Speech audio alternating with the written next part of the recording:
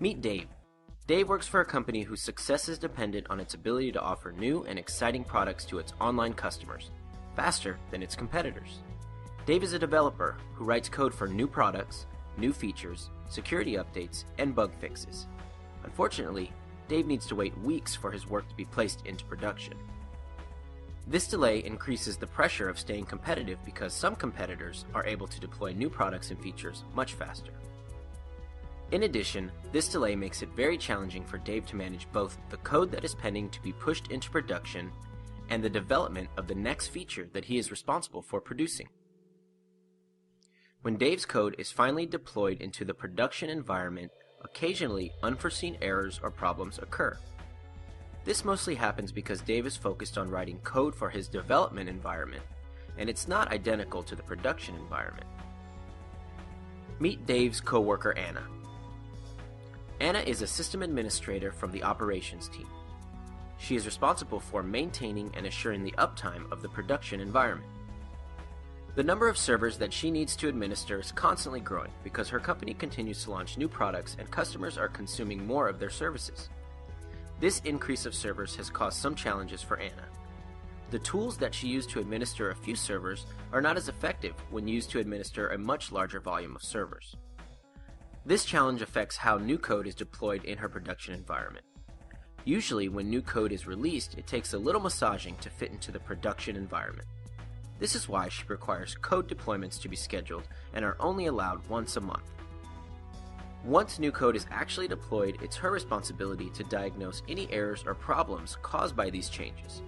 Sometimes Anna feels as though the developers have tossed their work over the wall to her and her team. So, what can be done to help Dave and Anna work better? Ultimately, they want the same thing: happy customers. What if Dave the developer and Anna from operations worked better together? Thought more alike, broke down silos, shared responsibilities. This would require them to change their mindset on how dev and ops work. So what is DevOps? DevOps integrates developers and operations teams in order to improve collaboration and productivity by automating infrastructure, automating workflows, and by continuously measuring application performance. If Anna and Dave's teams were more DevOps oriented, they would do a few things differently. They would place more focus on automation.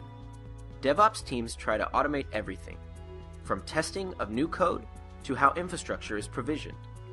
They would write software in small chunks that are integrated, tested, monitored, and deployed, usually in hours, versus the traditional way of writing large chunks of software over weeks or months, and then do weeks or months of testing. Plus, they will have identical development and production environments based on the same configurations. Writing small chunks of code will allow them to increase the frequency of deployments and improve the time to deploy new code.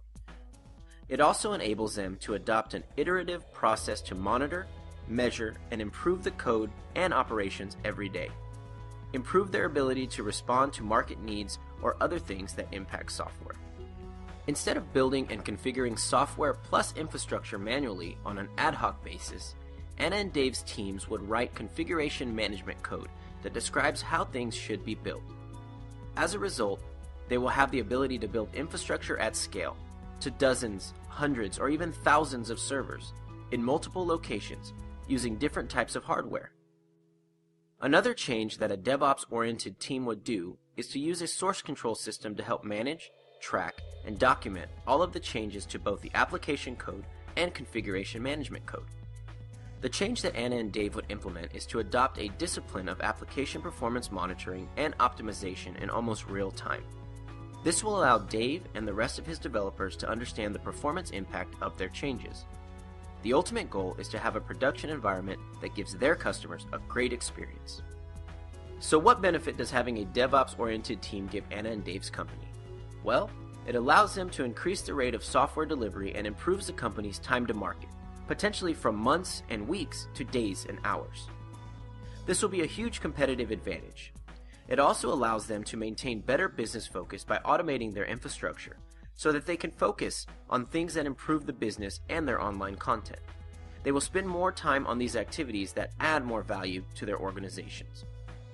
When a company is able to build and offer better products, this means they have happier customers and happier developers. How does a DevOps-oriented team actually accomplish this? Well, as mentioned before, there needs to be a change in the mindset of the two groups that need to work closer together. The other component to the formula is getting the right tools. New tools are needed in this fast-paced world. They will need a tool that allows them to build and test code continuously. An example of this is Jenkins. They will need a tool for source control, such as GitHub. This will allow them to manage, track, and document all the changes to their application code and their configuration management code. They will need tools for configuration management, such as Chef, Puppet, and SaltStack. These tools will allow them to deploy applications in an automated fashion, maybe across hundreds or thousands of servers in different locations. They will also need new tools that allow them to continuously measure the performance of their environment and application. Generating, reading, and analyzing system logs is extremely helpful to monitor an environment. But now that many environments have hundreds or thousands of servers, new tools like New Relic are required to make sense of all this data. This will allow them to know how the entire application is performing and help them identify bottlenecks. But many companies don't know how to use these tools or do not have the skills to automate software delivery process. This is where Rackspace DevOps Automation Service can help. In conclusion, DevOps is a new philosophy that can help software organizations innovate faster and be more responsive to business needs. It promotes collaboration between developers and operations, which improves quality of software development and more frequent software releases. Adopting the DevOps philosophy requires a new mindset, new tools, and new skills. Rackspace can help.